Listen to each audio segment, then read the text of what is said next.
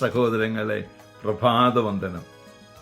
സുവിശേഷത്തിൻ്റെ ആകത്തുകയാണ് ഇന്നത്തെ സുവിശേഷം.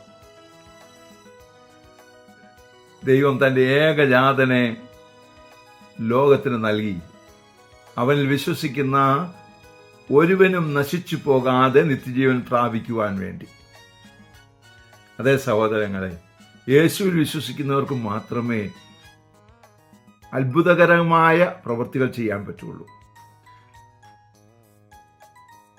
ഭൗതികമായിട്ട് എന്തെങ്കിലും കൊടുക്കുന്നതിലല്ല, യഥാർത്ഥമായ സമാധാനം, ഹൃദയത്തിലെ സമാധാനം പങ്കുവയ്ക്കുവാൻ സാധിക്കുന്നവർ ദൈവത്തിൽ വിശ്വസിക്കുന്നവരാണ്. കാരണം അവർ നിത്യതയിൽ വിശ്വസിക്കുന്നു, പരിശുദ്ധാത്മാവിനാൽ നയിക്കപ്പെടുന്നു. അവരിവിടെയും സ്വർഗത്തിലും സമാധാനം അനുഭവിക്കുന്നു. അങ്ങനെയുള്ള ഒരു അവസ്ഥയിലേക്ക് നാം രൂപാന്തരപ്പെടേണ്ടിയിരിക്കുന്നു. അതിനായി പ്രാർത്ഥിക്കാം. പരിശുദ്ധി അമ്മയെ സഹായിക്കണേ. വിശുദ്ധ യോസേപ്പ് പിതാവേ, ഞങ്ങൾക്ക് വേണ്ടി പ്രാർത്ഥിക്കണേ. പരിശുദ്ധാത്മാവേ, എഴുന്നള്ളി വരണേ.